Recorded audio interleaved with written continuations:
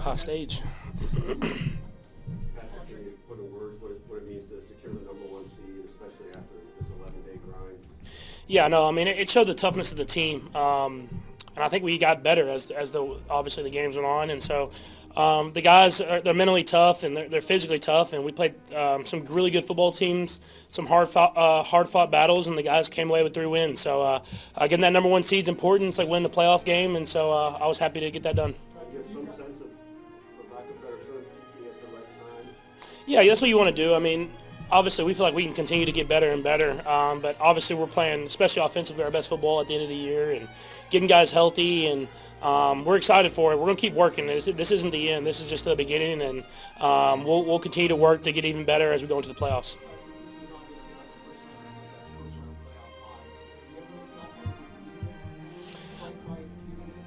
Yeah, I mean, it's just going to be nice getting guys healthy. I mean, I think this was the earliest bye I've ever had just in general, and so to kind of have this grind of whatever it is. I think we had by like week 6, so it's like almost 10 weeks of just football and grinding, and then this short schedule at the very end of the year.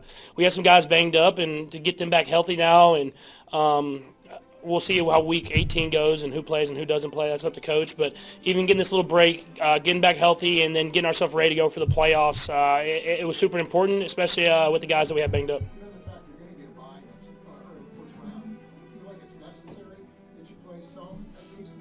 That's completely up to coach. I mean, I'll prepare regardless either way. I mean, Denver, I mean, it's probably going to be a playoff team regardless, so I'm going to prepare for them like I'm going to start. And if coach wants me to go out there and play, I'll go out there and play. And if he doesn't, I'll sit back. I have full trust that Coach Reed knows what he's doing, and he's done it for a long time.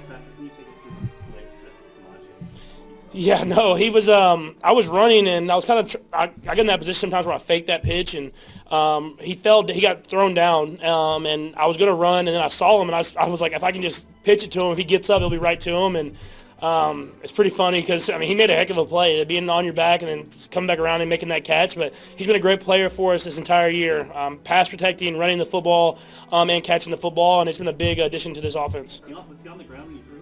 Oh yeah, he was on the ground still, but I just knew if I got it high enough that he was just wide open. So I was like, it's the only chance. It was either that or take the hit, and I was like, I'll just give him a chance to make a play, and he made it. The very next play is the deep shot for Justin. How much do you feel like that opens because of Xavier and 100%. The play was actually called to those two guys, and so as I went through my reads, Trav first off made a great block on the blitzing nickel across the formation, and then the offensive line protected well, and I stepped up, and I was looking at Xavier and Hollywood, and you could feel the safety push, and I was kind of give a peek out to J. Watt, and he had stacked his corner, and I put it out there and let him make a play, and I was happy for him. I mean, this is home for him, and to be able to make a couple plays, get a touchdown, it's always special to get a touchdown back in your home state. two obviously good offensive weeks back-to-back against two good pass defenses? Is it coincidence that it's all coincided with Hollywood coming back? Yeah, I think we built up to the perfect spot. I mean, we've gotten better and better. Before Hollywood got in here, Xavier started playing better, being more confident. I got a better chemistry with him. Other guys that stepped up started making plays, and then it's like you throw Hollywood in there, and it kind of sets everybody perfectly in their roles. And you saw that today. I mean, I don't know the exact stats, but it seemed like we spread the ball around really well, and guys made plays. And when you have that many weapons out there, it's hard for defense to account for. And Hollywood's made a huge impact on this offense. Yeah, I was extremely excited. I've been trying to get him a touchdown for the last few weeks, and I wanted to do it at Arrowhead. That's why that play that Xavier almost caught last week where I was trying to throw it to him, and obviously that didn't happen, but I was happy that we got it done in the regular season, and now we can just play football. I mean, he's done so much for this organization, and on and off the field, and for him to have the career that he's had has been special. And so I know at the end of the day he wants to win the ring more than anything, but it's awesome that he can have that accomplishment. What's it like having Andy show up in the full Santa gear in there? I don't think you've seen that before since you've been here, have you? I believe my first year maybe when I was not starting, he might have done it, but I mean, he fits the role perfectly. He's getting kind of skinny though. Like he's kind of getting skinny for the Santa. So we gotta maybe, it's good for his health. So he'll be a skinny Santa from now on.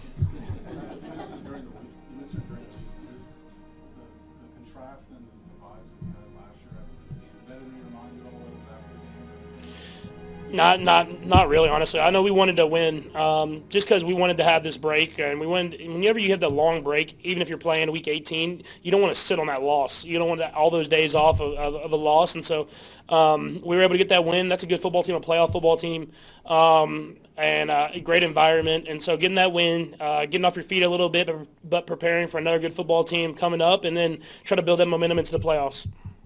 Okay, thanks, Patrick. Thanks, Patrick. The Kansas City Chiefs defeated the Pittsburgh Steelers 29-10 on Christmas Day at Acrisure Stadium. Not only did the Chiefs officially clinch the number 1 seed, they also became the first team in franchise history to have a 15-win season, while Chiefs quarterback Patrick Mahomes suffered a high ankle sprain during Kansas City's 21-7 win over the Cleveland Browns 11 days ago. He powered through to take down the Houston Texans in Week 16.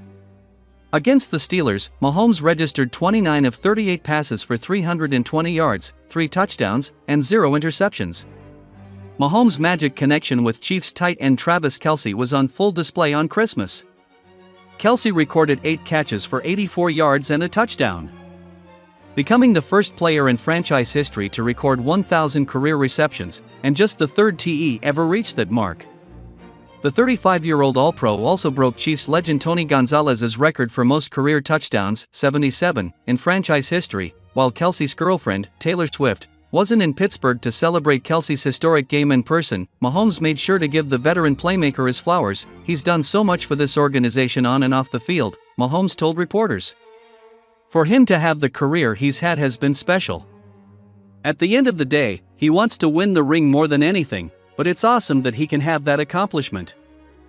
With a first-round bye and home field advantage secured, Chiefs head coach Andy Reid, who dressed up as Santa Claus after the game, may choose to rest his starters against the Denver Broncos in Week 18. However, that's a discussion for after Christmas. For the present, you get home field advantage, Reid told a very excited locker room. Kelce also addressed reporters after the game, commending the team for winning 3 games in 11 days and clinching the number 1 seed. It was a challenge, man.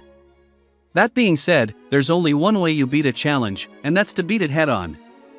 I got a lot of love for Coach Reid for how he's challenged us these last 3 games and how he's challenged us all year. We don't get 15 wins without the leadership of that guy right here.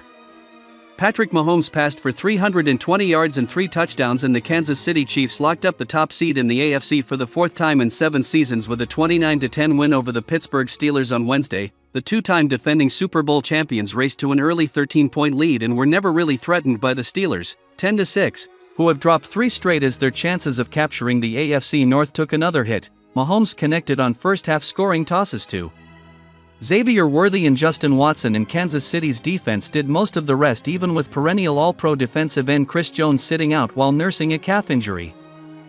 The Chiefs sacked Russell Wilson 5 times, forced 2 turnovers, and hardly looked gassed while playing for the 3rd time in 11 days.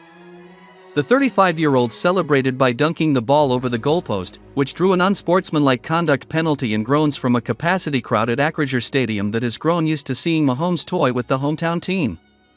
Mahomes is now 4-0 against the Steelers in his career, with 17 touchdowns against 1 interception. Russell Wilson threw for 205 yards for Pittsburgh. George Pickens finished with 3 receptions for 50 yards after missing 3 games with a hamstring injury. It wasn't nearly enough for the Steelers, who went 0-3 during a brutal 3-game stretch against Super Bowl contenders Philadelphia, Baltimore, and Kansas City. Perhaps more troubling than the losses is the way they played out. The Steelers lost each game at least 14 points and could start the playoffs on the road after playing fast and loose with the 2-game division lead they had just 3 weeks ago. Mahomes, hardly bothered by the ankle injury he suffered against Cleveland, led the Chiefs to touchdowns on their first 2 drives, finding Worthy in the flat for a 7-yard score and hitting Watson in the back corner of the end zone to make it 13-0. One sequence late in the first quarter symbolized a frustrating day for Pittsburgh. A holding penalty negated a short touchdown run by Jaylen Warren, and Wilson threw into triple coverage in the end zone on the next snap. Kansas City's Justin Reid had little trouble grabbing it to end the threat. The Steelers drew within 6 twice at 13-7 and 16-10, but never had the ball with a chance to take